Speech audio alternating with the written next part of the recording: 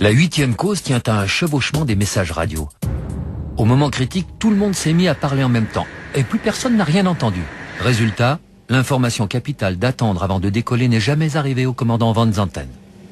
Nous sommes prêts au décollage. Ok. Allez, on y va. Non! Attendez autorisation On de est décollage. toujours en train de remonter la piste. Paname 1736. Voici reconstitués très exactement les derniers messages radio entre la tour et les deux avions. Attendez l'autorisation de décollage. On est toujours en train de remonter la piste. Paname 1736. Deux émissions simultanées, ça donne une espèce de... C'est complètement inaudible. Souvent, c'est complètement inaudible. Et maintenant, voici le son original de ces derniers messages radio enregistrés par les boîtes noires. Nous étions à 28 secondes de la collision.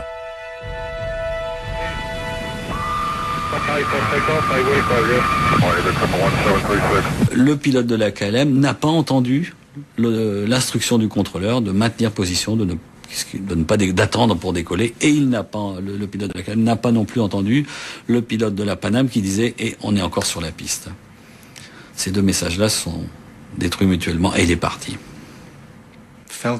Jacob Van Zanten n'a pas entendu « Attendez que je vous rappelle pour le décollage ». La 9e cause, et peut-être la plus importante, tient à la psychologie des équipages. À cette époque, la hiérarchie était très stricte. Et souvent, le commandant était le seul maître à bord, après Dieu. C'est maintenant que vous regardez les procédures d'approche pour Gando? Oui. Je déteste que l'on attende la fin d'un vol pour faire cela, ok? Entendu? C'est bien vu. Les enquêteurs hollandais l'ont confirmé. Le copilote et l'officier mécanicien, malgré leurs doutes, n'ont eu presque aucune influence sur le commandant Van Zanten. Un officier mécanicien navigant n'a pas à obéir au commandant. Quand un officier mécanicien navigant pense qu'il est nécessaire d'arrêter un vol, quelle que soit la raison, il peut le faire.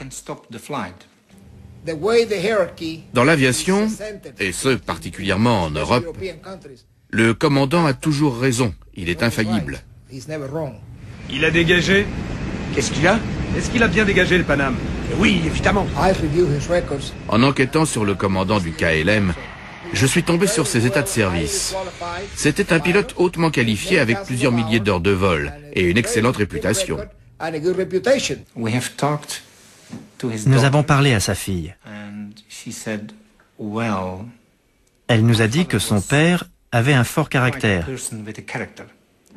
que ses avis étaient très tranchés, mais qu'il n'était en aucun cas un dictateur.